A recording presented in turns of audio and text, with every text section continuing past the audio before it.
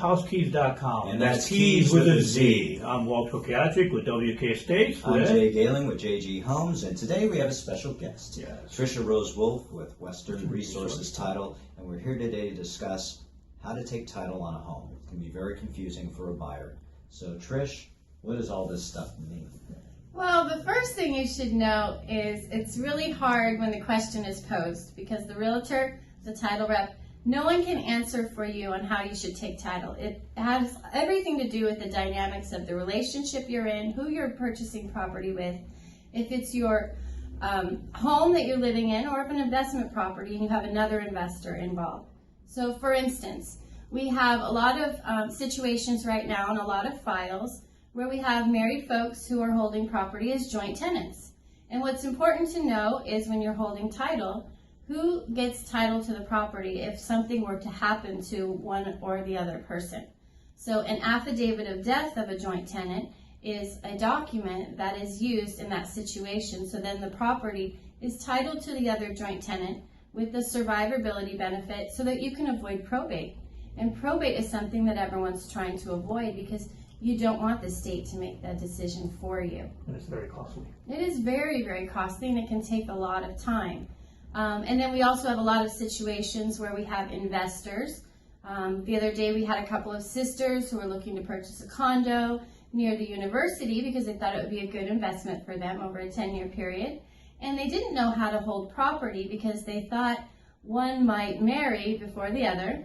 And when they're taking property and they're taking title, they wanted to know that they had the option. If something happens to one of them at this stage of life, that the other one would get the property, but then they may change the title later if one of them marries so that their spouse would then inherit that half of the property. As they go through life, they may change the way they hold title.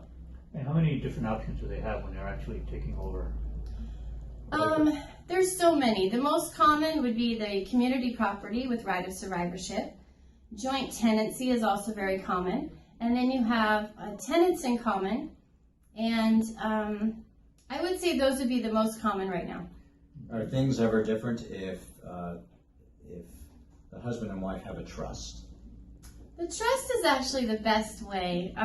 Taking title is really important, but the next step is creating a trust so that not only your home as your possession is decided in a trust who gets the property if something were to happen to you, but also other worldly possessions you might have, your classic cars, your grandmother's necklace.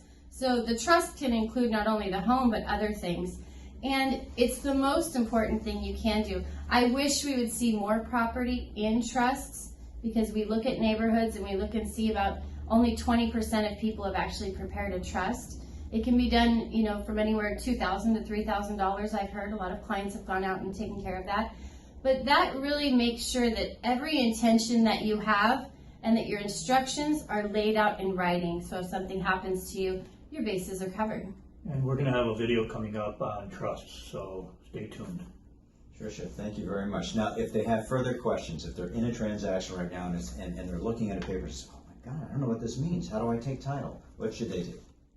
Well, if they have a tax preparer that they've been using every year, they want to talk with their tax preparer on the tax benefits and how the tax implications would affect them on how they're taking title.